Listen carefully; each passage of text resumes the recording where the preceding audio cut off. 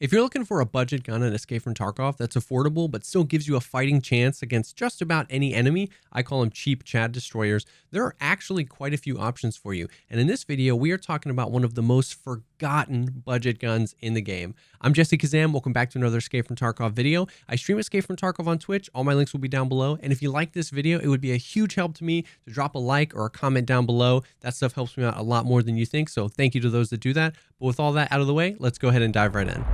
So veteran players of Escape from Tarkov will definitely know exactly what I'm talking about once you see these guns.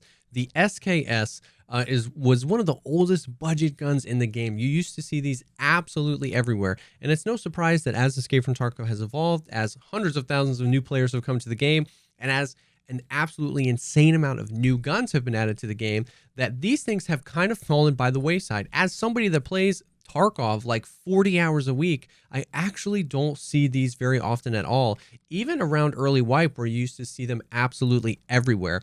So I wanted to make a video highlighting the SKS and why it is really an absolute unit of a budget gun. I'm personally not a semi-auto guy myself. I'll normally go for something I can full auto. I haven't played PC gaming my whole life, and it's a crutch, I know. I rely on that full auto spray.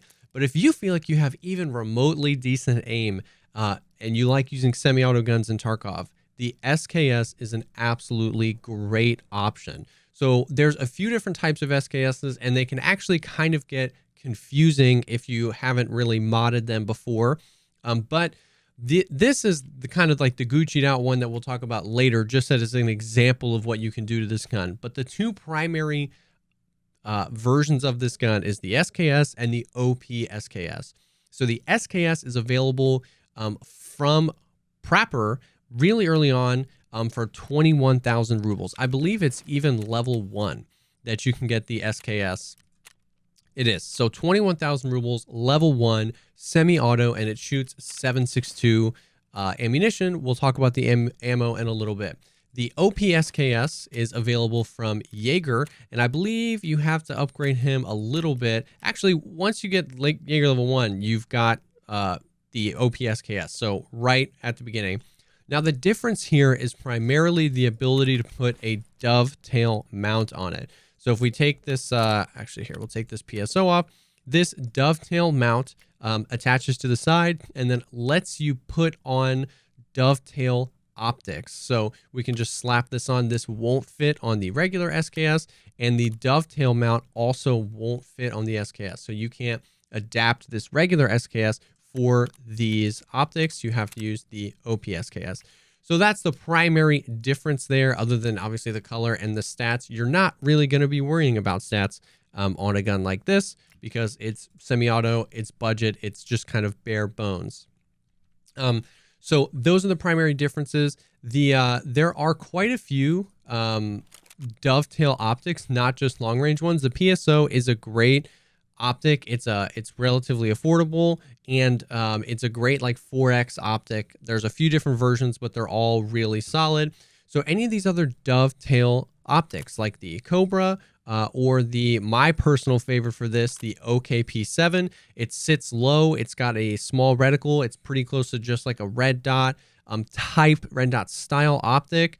They're relatively affordable, and you don't need a mount or anything like an additional mount, and you're good. Now, what you can do with this is add something like a Cobra mount, and now you have more rails. Now you can put whatever you want, any sort of red dot. You can put a Valde, you can put your favorite optic on, and it opens up something like a flashlight. So the Cobra mount is a way, if you have a specific optic you like, but you want to try and use the SKS, you can use that. Boom. I am personally very concerned with what optics to use because I am not a fan of the iron sights on the SKSs. Some people swear by them and love them. I just feel like I cannot get an accurate sight picture. I can never really know where I'm shooting. I do not like the optics. So when I'm using SKSs, I am always very concerned, like especially if it's early game, with how to put some sort of optic on this. The PSO SKS is like a classic Tarkov look. Point fire when they're close, use the PSO later. Now, another thing you can purchase is this from Jaeger, and it is the UTG SKS Socom rail mount. And I believe, let's see, that is from level 2 Jaeger. You're going to have to upgrade him to level 2.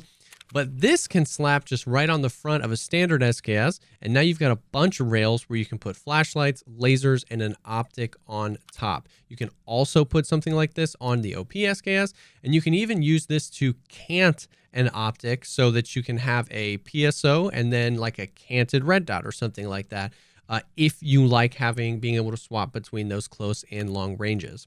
So the attachments are relatively affordable and the guns are relatively affordable as well. Now, if we take a look at I always like to use everything from trader prices to let people know that it's worth purchasing these guns even from trader prices.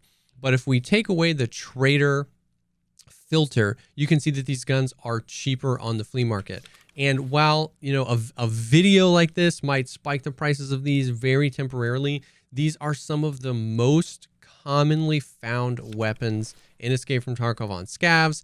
I know that the scav weapons have increased as well, so everything a scav can have is a little bit less common because they can have more things, but SKSs are all over the place. They're single slots, so when you're putting them in a backpack or something like that, you can yoink a bunch of them, and they're pretty affordable from the flea market. But the 20 to 30,000 ruble range is, in my opinion, still very affordable and still very worth it if the flea market prices go up and you're having to buy these out from the traders.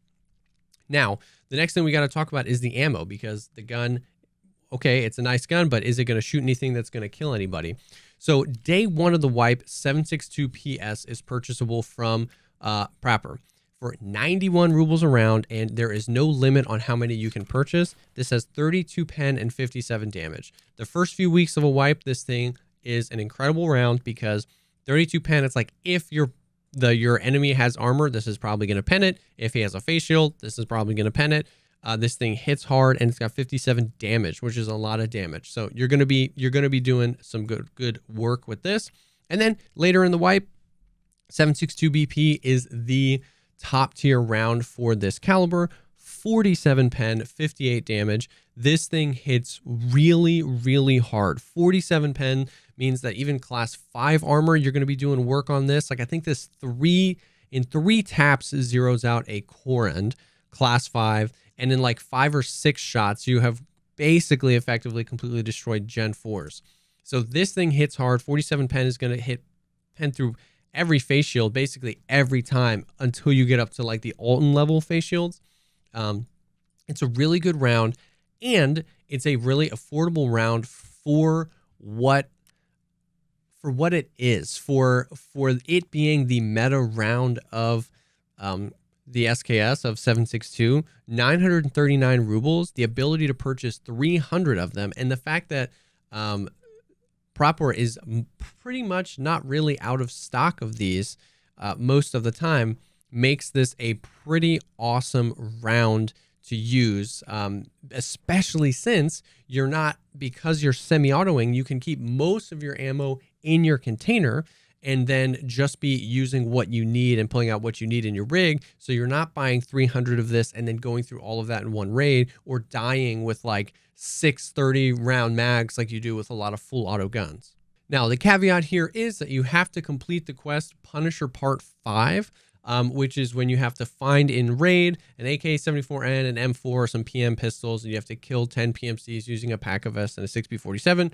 It's pretty far down the proper quest line, and you have to do that quest in order to unlock the purchase of this from the trader.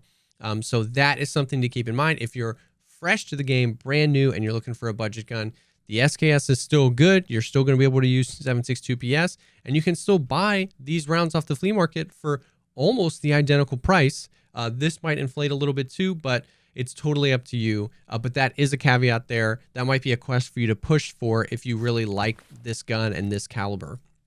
And then we can talk about mag and mag capacities. So they all can be outfitted with the same mags. There's 3 different ones. There's 10 round mags. These are not magazines that you reload, so do not bring more than one of these into a raid. You top load them, which means you actually feed the rounds in one by one. So you need a stack in your pockets or your rig, and you'll just feed these straight in.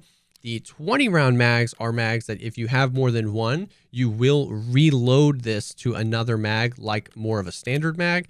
If you don't have another one and you have a stack, you can top load these as well. You can top load the SKS, so you can top load any of the mags. And then there are also 35 round magazines as well, and these act like the 20s. If you have more than one of these, your character will actually reload to an additional magazine. If you don't have more than one, then they will just top load it.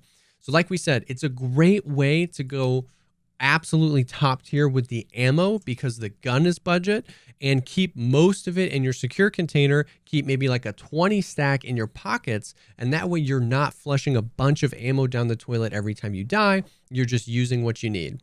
And then lastly, the SKS, like we said, you can Gucci this out. You can get like the Tapco or the Simonov. Like there's a bunch of different type of SKSs, and you can really kind of make these fun with much better stats, much higher ergo, all sorts of optics. That you can really have fun with these. And then the last thing we'll talk about real quick is the suppressor. So you can suppress any of these. The suppressed SKS is one of the quietest guns in the game. So this is actually a huge benefit to this gun, is the ability to suppress it and stay incredibly silent. So for more of like the sniper type gameplay, especially since you're using a semi-auto gun, the suppressor for this is a little expensive. You have to buy it from Skier. You can get these for about half the price on the flea market. Once again, this might inflate, but $50,000 from the trader, or sorry, 50,000 rubles from the trader. And we can try and take a look at where it's purchasable. It wouldn't be level 1. So you can purchase it from level 3 Skier. So you have to kind of get Skier up quite a bit. But once again, you're going to be able to find these on the flea market, and you're going to be able to find them for normally cheaper than that purchase price. But you can suppress them and make them really, really quiet. So sorry for the ramble there. That's the SKS. This is, like we said, this is something that you used to see all the time that you don't anymore. And it always comes down to play style. If you're just looking for dirt cheap, you can buy a pistol and go ham. But I like to build guns around my play style. I use a lot of full auto guns early wipe, like the UMP or even just stock AKs. But semi-auto gameplay is arguably better. You're going to save more money in ammo. These guns are most of the time cheaper, easier to mod, or really unnecessary to like modify, because with something semi-auto, you're not super worried about recoil control, like the recoil stats or anything like that. And it's probably better for your gameplay to be training you to hit head taps and get better at aiming. So semi-auto weapons are really, really strong when used right. And the SKS is something that I feel like, once again, if you use this all the time, that's great. That's awesome.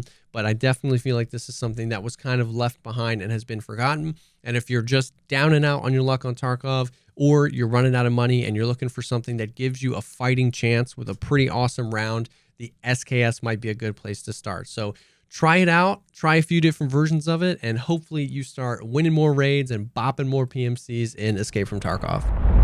Thank you, as always, for taking the time to check out this video. If you like this video, think about dropping a like, commenting below your thoughts, or subscribing to the channel for more content like this. Like we said before, I stream Escape from Tarkov on Twitch. All my links will be down below. And if you're looking for people to play Tarkov with, our Discord community is an awesome place to be. That link is down below as well. Thank you again for stopping by, and I will definitely see y'all on the next one.